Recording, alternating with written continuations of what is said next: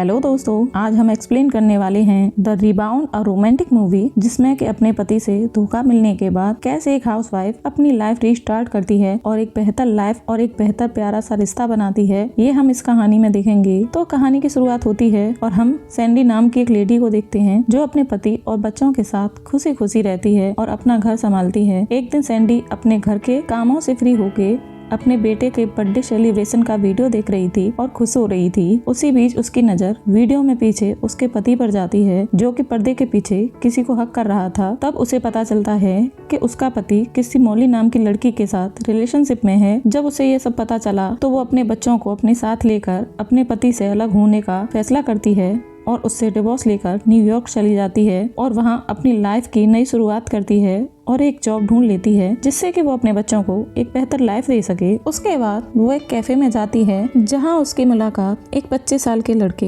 Harem से होती है। हैरम का भी अभी कुछ दिन पहले ही दिल टूटा था। वो दोनों ही अपनी लाइफ में खुश रहने की वजह ढूंढने में लगे थे और इसके साथ ही सैंडी भी अपने बच्चों के साथ न्यूयॉर्क की लाइफ में एडजस्ट हो जाती है। इसके लिए वह एक सेल्फ डिफेंस क्लास ज्वाइन करती है जहाँ पर उसकी मुलाकात फिर से हैरम से होती है। हैरम ने अभी ग्रेजुएशन किया हुआ था लेकिन उसे कोई अच्छी नौकरी नहीं मिली और वो अपना गुजारा करने के लिए एक नॉर्मल सी नौकरी कर रहा था जो कि करना उसे बिल्कुल भी पसंद नहीं था। और फिर सेल्फ डिफेंस की क्लास में टीचर सैंडी को अपना सारा गुस्सा निकालने को कहती है और सैंडी अपने पति की सारी हरकतों को याद करके अपना पूरा फ्रस्ट्रेशन हैरम पर निकाल देती है। वो हैरम में अपने पति को देखकर उसे बहुत मारती है और नेक्स्ट डे सैंडी हैरम से सॉरी बोलती है क्योंकि उसने उसे मारा था। वो अपने बिहेवियर के लिए बहुत ज्यादा शर्मिंदा थी और वो हैरम को अपने बच्चों के बेबी सिटर की जॉब ऑफर करती है। हैरम भी ये जॉब एक्सेप्ट कर लेता है और फिर रात में हैरम बेबी सिटर के लिए सैंडी के घर पर पहुंच जाता है। तब उसे पता चलता है कि सैंडी के बच्चे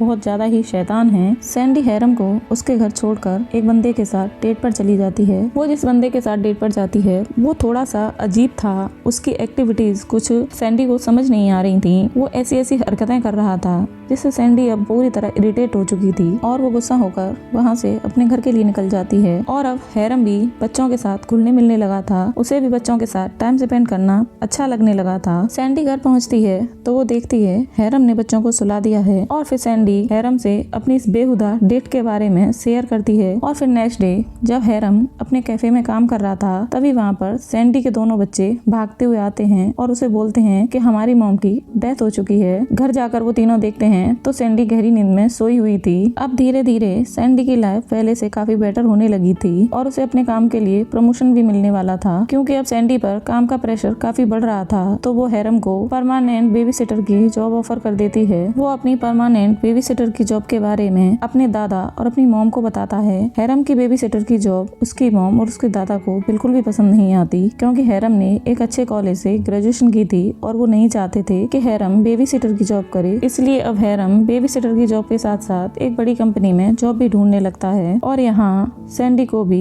हैरम पसंद आने लगा था और इधर हैरम भी अब मन ही मन सैंडी को लाइक करने लगा था। इसलिए वो दूसरी लड़कियों में अपना इंटरेस्ट बिल्कुल खत्म कर देता है। उसे अब सिर्फ सैंडी और उसके बच्चों के साथ ही रहना पसंद आ रहा था। सैंडी एक दिन फाइटिंग की 2 टिकट लेकर आती है और हैरम को देती है कि तुम अपने किसी फ्रेंड के साथ जाकर फाइटिंग एंजॉय करो, जिस पर हैरम कहता है कि क्यों ना तुम ही मेरे साथ चलो। सैंडी भी जाने के लिए एग्री हो जाती है। वो लोग फाइट देखने जाते हैं और उन्हें वहाँ बहुत मजा आ रहा था। हैरम के पास एक आदमी आता है जो कि बहुत बड़ी कंपनी का सीईओ था जहाँ पर हैरम इंटरव्यू देने गया था। फिर वो सैंडी को बताता है कि हैरम को बहुत बड़ी जॉब मिली थी जो कि हैरम ने लेने से मना कर दिया। हैरम जानबूझकर ये जॉब नहीं लेता क्योंकि उसे सैंडी और बच्चों के साथ ही रहना था। और मैच के बीच एक बॉक्सर आकर सीधा हैरम के ऊपर गिर जाता है जिसकी वजह से हैरम को बहुत सारी चोट आती है और सैंडी हैरम को लेकर घर आती है। और तभी घर पर सैंडी का एक हस्बैंड आता है जो हैरम को घर जाने के लिए कहता है, जिस पर हैरम घर जाने के लिए मना कर देता है और वो सैंडी से कहता है कि जो भी तुम्हारे दिल में है वो सारी बातें तुम अपने एक्स हस्बैंड से बोल दो। लेकिन सैंडी में इतनी हिम्मत नहीं थी कि वो अपनी फ्रस्ट्रेशन अपने एक्स हस्बैंड को दिखा सके। इस पर सैंडी की तरफ से हैरम सारी बातें बोल देता है और ये सुनकर सैंडी को भी हिम्मत मिलती है और वो उसे खूब सारी गालियां सुनाकर अपने घर से भगा देती है। फिर वो हैरम को अपने साथ डेट पर जाने के लिए कहती है। ये सुनकर हैरम भी तुरंत हाँ कर देता है। हैरम अपने और सैंडी के डेट पर जाने के लिए अपने दोस्त को बताता है तो उसका दोस्त नाराज हो जाता है क्योंकि उसके दोस्त का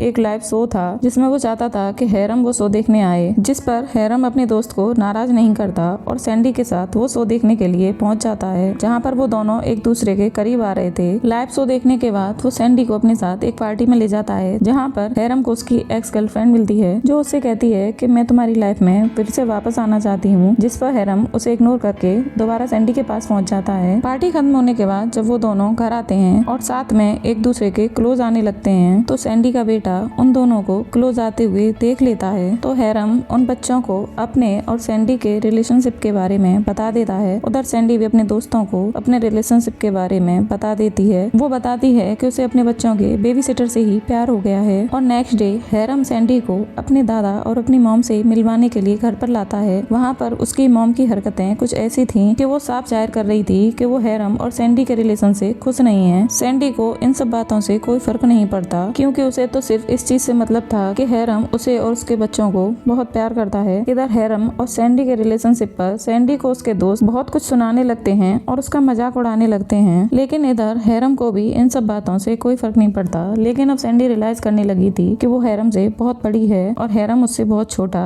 इसलिए उनका रिलेशन ठीक नहीं है। वो हैरम की जिंदगी बर्बाद कर रही है। और वहीं जब वो ऑफिस में अपना काम कर रही थी, तब उसे कुछ अजीब सा फील होता है। जब वो लोग डॉक्टर को दिखाने जाते हैं, तो डॉक्टर ने बताती है कि सैंडी प्रेग्नेंट है, जिस पर कि वो दोनों अपनी लाइफ में आगे बढ़ने के लिए तैयार हो जाते हैं। लेकिन डॉक्टर उसे ये भी बताती है कि अगर सैंडी ने इस बच्चे को जन्म दिया तो उसकी जान को खतरा हो सकता है, क्योंकि उसकी एज ज्यादा हो चुकी है, तो वो इस बच्चे को जन्म नहीं दे सकती। जिस पर सैंडी नाराज होकर उससे सारे रिश्ते खत्म कर देती है और हैरम को कहती है कि हमारा साथ यहीं तक था। ये सब कहके वो लोग एक दूसरे से अलग हो जाते हैं। अब हैरम बेबी सिटर की जॉब छोड़कर ट्रेवल करने के लिए दूसरे देश में जाता है, लेकिन हैरम को अलग अलग देशों में घूमने के बाद भी सैंडी और बच्चों की बहुत याद आ रही थी। वहीं दूसरी तरफ सैंडी एक अच्छी माँ बनने की कोशिश करती है और उसे अपनी जॉब में भी प्रमोशन मिल गया था। और देखते देखते 5 साल गुजर गए और सैंडी एक सक्सेसफुल रिपोर्टर बन जाती है। और वहीं हैरम अलग अलग देशों में ट्रेवल करते हुए बच्चों को पढ़ाने लगा था। और हैरम के साथ काफी लड़कियां रिलेशनशिप में आने की कोशिश करती हैं, लेकिन हैरम तो सैंडी से प्यार करता था, इसलिए सब लोगों को इग्नोर कर देता है। फिर एक दिन हम सैंडी और उसके बच्चों को एक साथ रेस्टोरेंट में देखते हैं। तभी सैंडी की मुलाकात वहाँ पर हैरम से होती है। वह दोनों ही एक दूसरे को देखकर बहुत खुश होते हैं और हैरम सैंडी को बताता है कि उसने कुछ सालों पहले बांग्लादेश में एक बच्चे को गोद ले लिया था और अब वो दोनों साथ में ही रहते हैं। सैंडी को पता चलता है